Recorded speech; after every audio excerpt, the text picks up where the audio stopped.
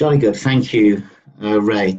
Now, one of the best examples of storytelling that I've ever come across is, and some of you may remember the Jackanory, certainly I do, I expect Ray would, where we as kids would sit around a black and white TV and a presenter would come on and simply sit in a chair and tell a story.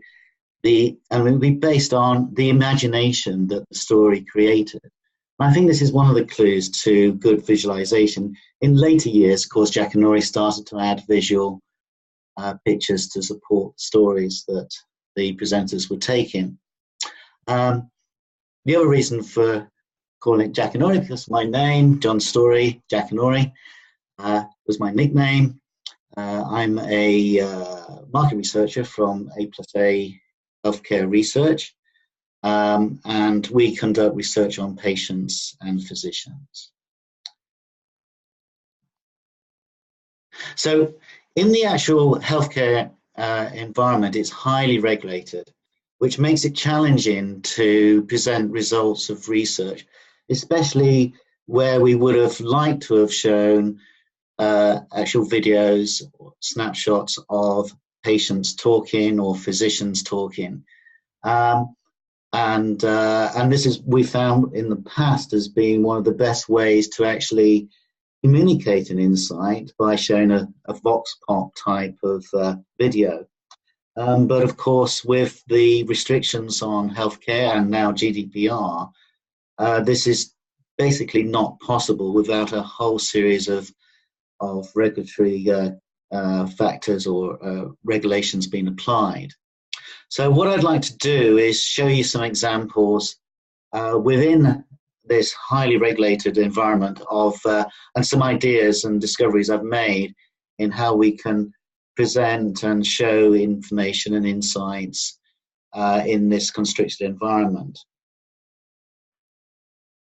So the key constraints in our area is a bit of a minefield of GDPR, personal identity. Informed consent takes a big part in this, even in terms of obtaining patient details, talking to patients, etc., especially where we're collecting medical records. And of course, in the healthcare market, there's adverse event reporting and more. So adverse event reporting can have a dramatic effect on the research that we collect. So for example, if somebody said I took a particular medication and they happen to have a headache, or for example, the packaging was faulty in some way, that would be considered an adverse event and reportable. So there's a lot of areas that we have to be very careful in regard to healthcare. However, clients still want video, and they'd like, often they're requesting digital outputs in terms of videos, etc. They like infographics, which has become quite interesting. But also I'd like to talk about some of the delivery issues that we often experience in terms of we'll do an awful lot of data analysis. There tends to be a bottleneck in the time between the analysis is delivered and then the actual charting and developing of the presentation, and also chart graphics that are more explicit and clearer, especially when it's complicated and you've got quantitative data, but also easy storytelling that they can then share and take forward within their organization, taking very complex areas in healthcare in particular, and then being able to communicate those with marketeers and brand managers, etc., and presenting the data as a story. So, but we've also seen a lot of new forms of visual outputs in regards to social listening and neuroscience as well. One of the methods that we have is something we call story opt, and this is a way of looking at messaging or ad campaigns and then forming those messages that you have into the most impactful story. And I thought I'd just show you this as an example of some of the tools that could be used within research to help help the client. A lot of their objectives is to have and develop a brand story. But also what we've found is emotion and expressive imagery can be very, very impactful. And if you can add emotion or emotional factors into the actual story that you're telling or developing or presentation or report, it can have much more of an impact. And an example of this is where some video was made for reps to call on doctors with showing video of patients or actor patients, if you like, in particular situations. This actually had a much bigger impact than actually the regular presentations that were shown. And the doctors it was proven that the doctors were actually prescribing the products for longer and was much more effective. So adding that emotional factor in, but also I think it's interesting to see what's the motivation behind the actual presentation and the messages that you're giving, and what Decode Science talk about, I thought was quite interesting, where they talk about having high emotional content as well as high motivation in terms of the goals, the objectives driving this. And this again can be applied to presentations. Infographics, of course, are in greater demand, and clients are often asking for more infographical presentations. However, some of the data is very complex and actually still requires to be presented as charts, especially when you're talking about trackers. So it's really a case of fit for purpose. We had the occasion where a client has asked for a more infographical presentation and then has actually reverted to the regular charts because of the purpose in which they were actually using it and found able to communicate the insights across their stakeholders. Sharing video is a really interesting demand actually from clients. And in the healthcare market, there's the issue of data controller. In the UK, with GDPR rules, it has to be both client and agency have to be identified as the data controller. And with video, of course, if the patient could be identified, and even with audio. And so that's a big issue that really restricts what we can do with video.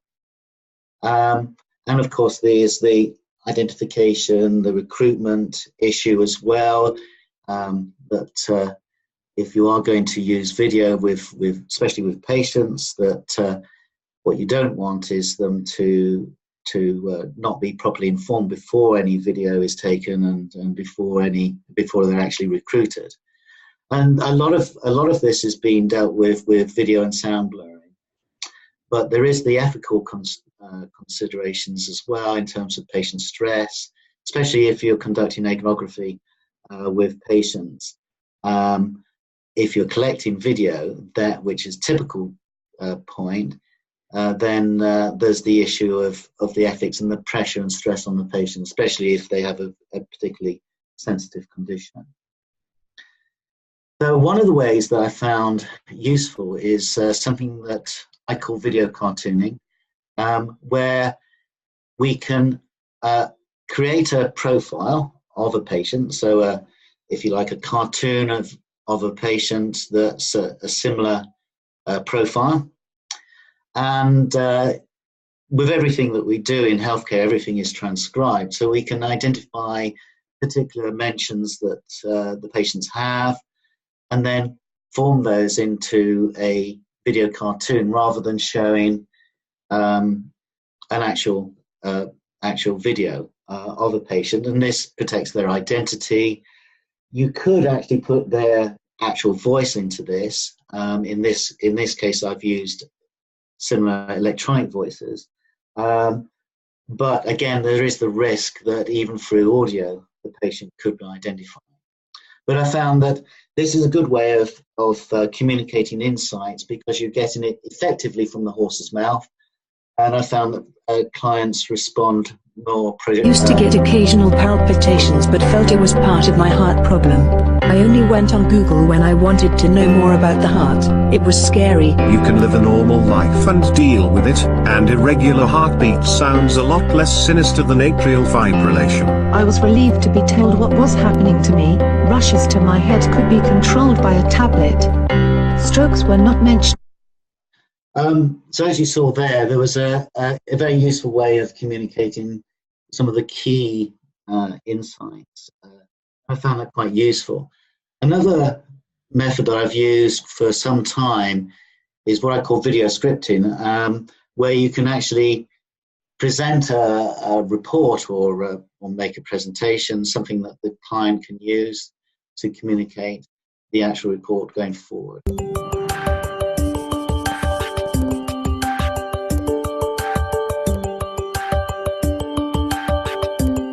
A+A interviewed 13 patients with the condition, recruited with the help of specialists and 7 carers. Lasting around 1.5 hours, these face-to-face interviews took place in the homes of the interviewees. Their aim was to find out about the experience and feelings of patients dealing with the disease on a daily basis. In France, around 5,600 new cases of the condition are diagnosed every year, and the total number of patients undergoing treatment is around.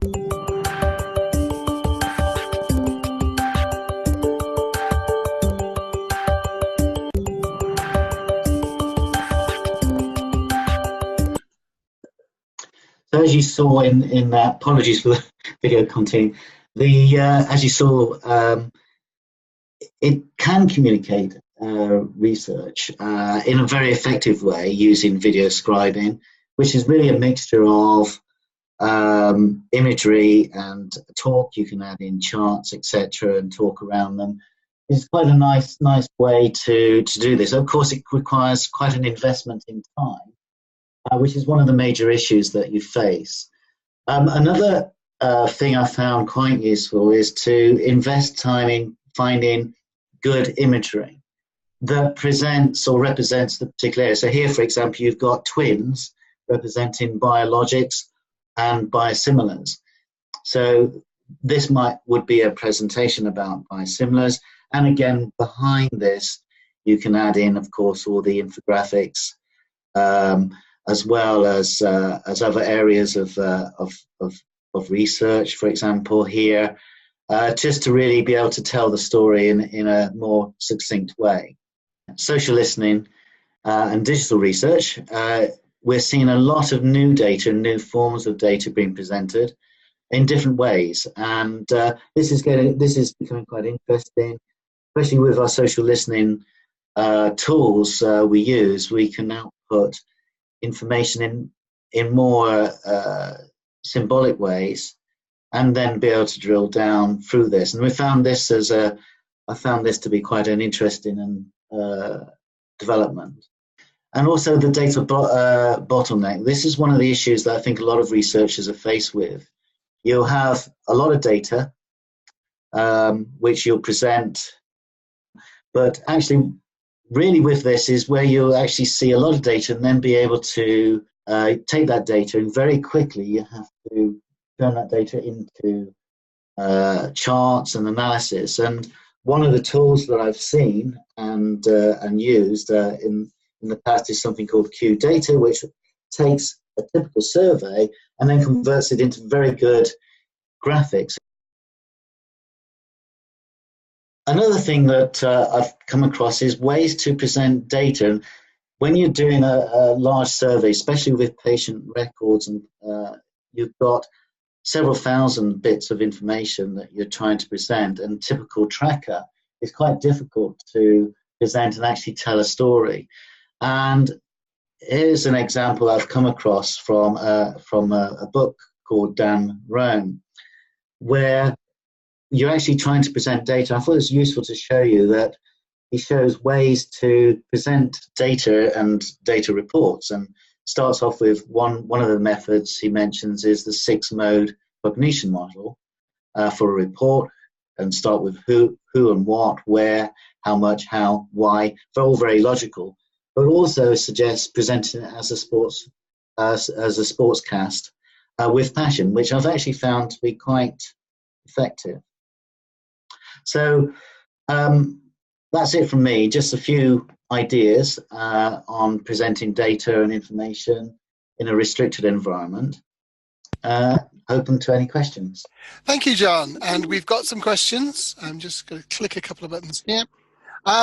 The first one is on Twitter. John, did you notice any drawbacks of larger emotional involvement during storytelling when delivering these market research insights, given that some of the stories are quite emotional and quite strong? I wouldn't say drawbacks. I mean, there is the negativity that can be expressed with this, but I'd say it's certainly a lot more effective if you can add that emotional content into this. The issue, of course, is the personal identity factor. Absolutely. The next question is actually a comment, but I'll read it out anyway. The best presentation that this person's ever seen was just pictures and videos on any slide. And I think that we've all seen some of those that are really good. But as you say, John, there's also the challenge where people need data, and you talked about one of your tracker clients. What sort of things were they trying to do with the information, or did they need to do with the information that meant that it couldn't be so visual? Well, the issue really is the level of detail that's required. So infographics and visual tends to simplify all of this.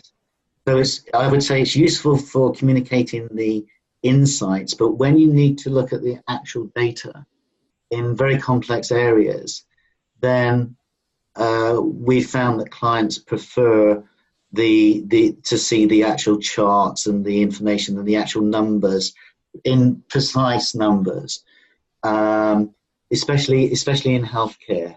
So that's kind of an issue that we're always struggling with, and it also tends to be a lot of data as well. They'll take a data bank of information, and the other issue with pictures is that it doesn't contain all the whole story. So what I tend to do is add text underneath, say a PowerPoint slide, which explains the slide and what it's actually trying to say as well. But it is a very good point. Pictures can be too simple if you're trying to communicate precise data and information. Now, you showed some interesting tools earlier, the video cartooning. Are those tools which are available on the internet sort of generally? Oh yes, you can. I mean, that one was Beyond, and that one you can actually purchase a license to use it and use it, and you can obviously use it locally on your own PC, or use it as an internet program. Of course, you need to be careful of the issue of confidentiality if you're using it as an internet program. But there's many of these, and I found this one in particular to be most useful. Video Scribe, again, is another one that I've used for some time. Again, very, very useful tool. But there are many of these now, and they're becoming a lot more easy to use. And we've had a question that was actually asked to somebody earlier, but we'll cover it off now, which is when you're using video, what are the GDPR concerns? And I think what we would have to say is you need to take advice. I don't think any of the speakers here today is going to stick their neck out and say, this is what you need to do. You need to take advice, and you need to get permission, and then you need to check. And you need to check that the people you've shared the video with are doing what it was that was agreed. Yeah, That's often the biggest you have to follow the current regulations precisely, especially in healthcare. Most of those GDPR rules were already applied within healthcare anyway, but yeah, that would be my advice: is talk to your research authority. We work with and get guidance from ephemera and BHBIA, healthcare research authorities, on what we do and what we can share, and of course the issues of informed consent, etc., that type of thing. Apply more heavily on healthcare research. So I'd agree with you, Ray. Best to take advice on this. Okay, thank you so much, John. Pleasure.